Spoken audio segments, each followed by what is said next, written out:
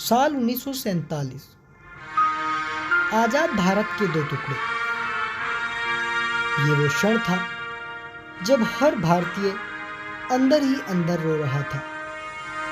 कोई अपने घर छोड़कर दूसरे घर जा रहा था, तो कोई एक देश की सीमा से दूसरे देश की सीमा में जा रहा था।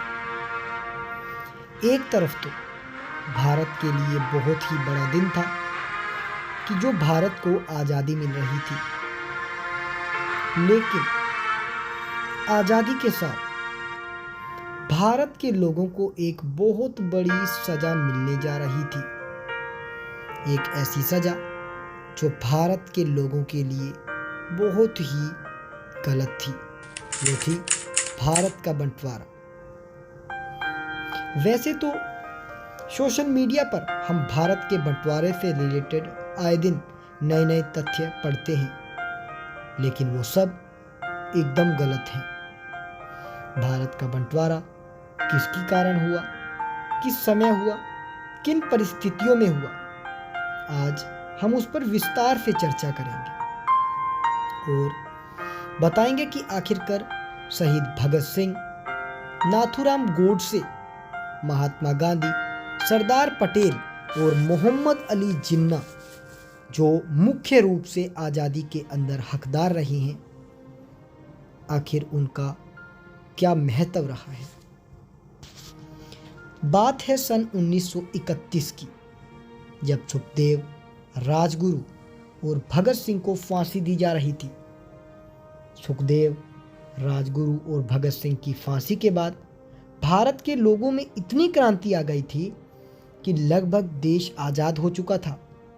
भारत की आज़ादी पूर्ण रूप से भले ही 1947 में मिली हो, लेकिन वैचारिक आज़ादी तो 1931 में ही मिल गई थी। इस आज़ादी की आधारशिला रखने के लिए और कुछ असामाजिक तत्वों के कारण ये आज़ादी लेट हो गई। अगर भारत के बंटवारे की ही बात मुख्य रूप से करें तो व्हाट्सएप पर हम आए दिनों भारत के बंटवारे गांधी नेहरू फैमिली की वजह से हुआ, ये पढ़ते रहे हैं। महात्मा गांधी की वजह से हुआ, ये भी पढ़ते रहे हैं। लेकिन अगर इतिहास को फलोरा जाए तो ऐसा बिल्कुल नहीं है। सुखदेव, राजगुरु, भगत सिंह की फांसी के बाद जब देश में स्वतंत्रता की क्रांति आ गई थी, उसके पश्चात पाकिस्तान की राष्ट्रीय पिता जो वर्तमान में है, मोहम्मद अली जिन्ना, जो भारत की आज़ादी के अंदर स्वतंत्रता सेनानी भी थे, लेकिन अंत में कहीं ना कहीं वह अंग्रेजों का मोहरा मात्र बनकर रह गए। आज पाकिस्तान की दयनीय स्थिति सबके सामने है, जिसके एकमात्र कारण मोहम्मद अली जिन्ना भी हैं। मोहम्मद अली जिन्ना अंग्रेजों के मोहरे बनकर रह गए। सन 1932 से ही मोहम्मद अली जिन्ना ने अलग राष्ट्र की मांग कर ली। उसी के साथ अपने मुस्लिम भाइयों के साथ वो अलग राष्ट्र बसाना चाहते थे। इस पर ना तो नेहरू जी राजी हुए और ना ही महात्मा गांधी। भले ही महात्मा गांधी और नेहरू उस पर राजी ना हुए हों, लेकिन अंग्रेजों के मोहरा बने मोहम्मद अली जिन्ना ने समझने की बात ही छोड़ दी और पाकिस्तान को उन्होंने अलग राष्ट्र बनवा ही लिया।